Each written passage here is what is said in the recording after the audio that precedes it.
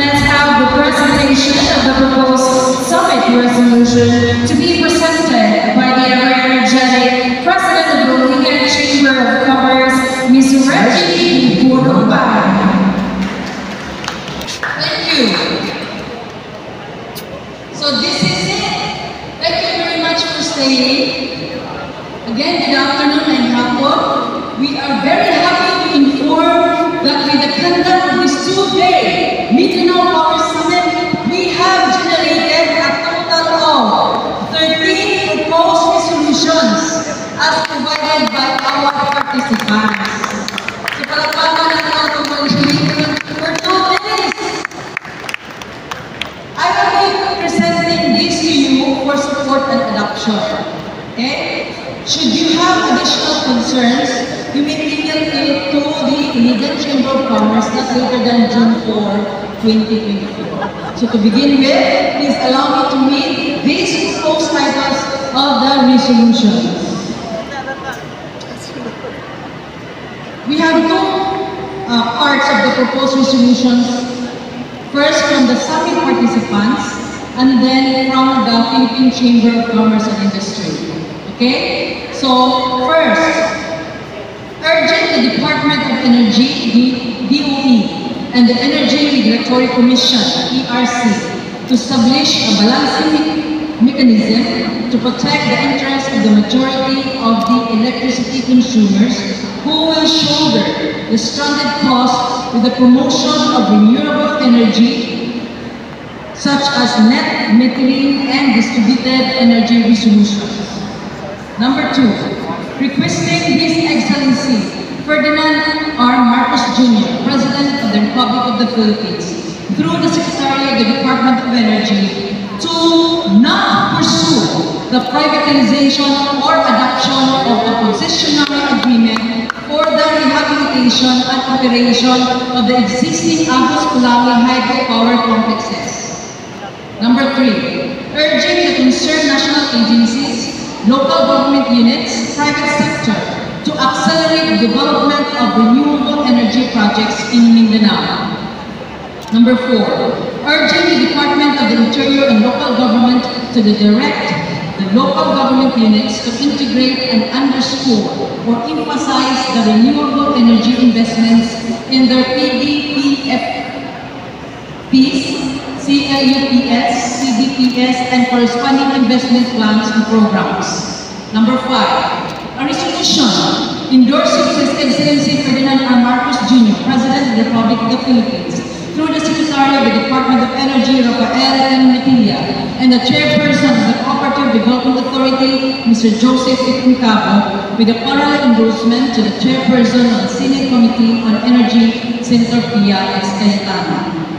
Adoption, further review, and study of funding and implementation of the energy storage projects as conceptualized and presented during the THIS 2024 Mindanao Power Summit by Engineer Sir L. Bungay, to be implemented through mass-based ownership by diverse potential investors other than traditional power players, composed of power consumers, CDA cooperatives, Agus plants employees, professionals, business persons, and angel investors. Number 6, enjoining the Department of Energy and all the regional development councils to harmonize the implementation of guidelines for ER 194. Number 7, urging His Excellency Ferdinand R. Marcos Jr., President of the Republic of the Philippines, and Congress and the Senate to pass this legislation on the implementation of refranchising, open franchising to private distribution utility companies for consumers in areas in Mindanao who prefer the services of private DUs over electric cooperatives to enjoy cheaper, adequate, and reliable electricity.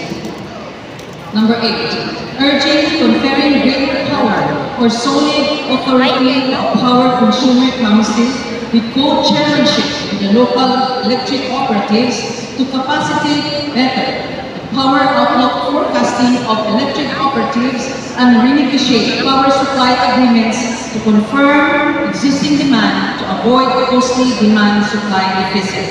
Number 10, urging His Excellency Ferdinand R. Marcos Jr., President of the Congress, and the Senate to pass legislation empowering consumers of any area in Mindanao and the Philippines to change their distribution utility that has failed to fulfill its mandate in providing adequate, reliable, and affordable electricity to its franchise area. Number 11.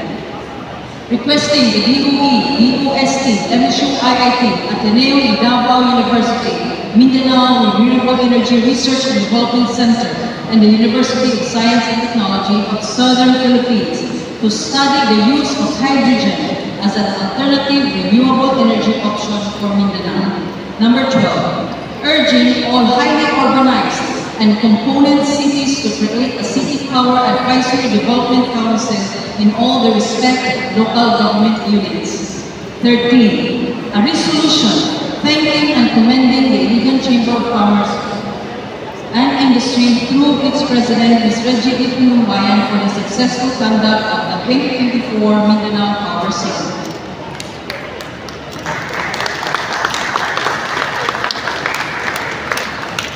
Second, proposed resolutions from the Philippine Chamber of Commerce and Industry. Number 1, requesting the Department of Energy to, number 1, develop and formalize the goal of achieving more stringent LOLE limit, initially targeting 12 hours per year in consultation with relevant stakeholders, and formulate appropriate rules and implementation strategies to enforce this policy goal, ensuring it's aligned with the current economic conditions and global competitiveness requirements.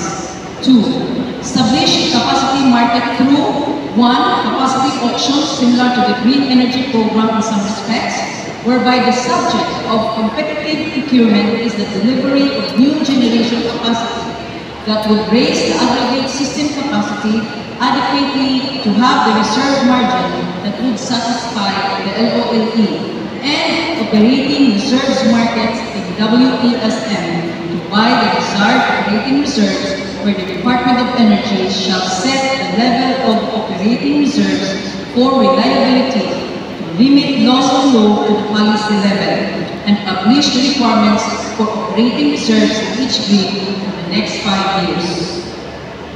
Develop and formalize the goal of achieving a more stringent LOE limit, initially targeting 12 hours per year in consultation with relevant stakeholders, and formulate appropriate rules and regulation strategies to enforce the policy goal. Engage the ERC in the Energy Vertical One-Stop Shop to expedite the approval of power supply agreements, emergency PSAs, rates of basic contract certificates of compliance, and other related processes. This system will prioritize critical and time-sensitive projects to ensure they go online as scheduled. Next, number 5. Increase the capacity of large hydro plants to conduct a comprehensive evaluation to assess the dependability of renewable energy sources, geothermal energy, and coal in the national energy mix. This evaluation will consider factors such as reliability, cost effectiveness, environmental impact, and capacity to support enterprise growth. Number 6. Conduct a comprehensive audit of the pricing structures of both electric cooperatives and private electric suppliers. 7. Engage the ERC and the Energy Virtual One-Stop Shop to expedite the approval of power supply agreements, emergency PSAs, rates of basic contract certificates of compliance. So this system will prioritize critical and time-sensitive projects to ensure they go online as scheduled. Requesting the Department of Energy and the NGCP to 1. Coordinate and optimize the utilization of energy resources across Luzon, Visayas, and Mindanao. Efforts shall be made to balance supply and demand, reduce energy shortages, and enhance grid stability through efficient power transmission. Number 2. Develop operational protocols to govern the seamless electricity transmission between the interconnected grids. So these protocols will ensure the efficient and reliable operation of the interconnection, addressing issues such as load management, grid security, and emergency response. And number 3,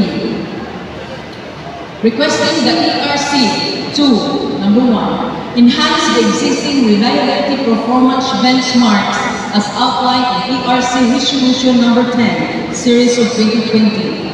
These benchmarks shall impose tighter indices for the newer plants while accommodating the aging of older plants, thereby ensuring consistent reliability across all generating units.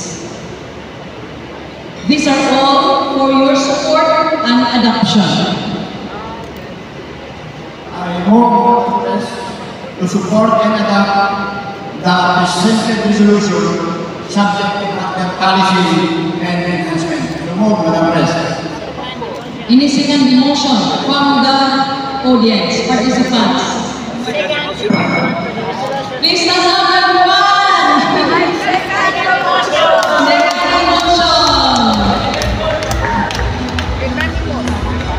Thank you so much. Now we would like to call the Congressman Yevgeny Vicente Manu that will be represented by Mr. Edmondo June.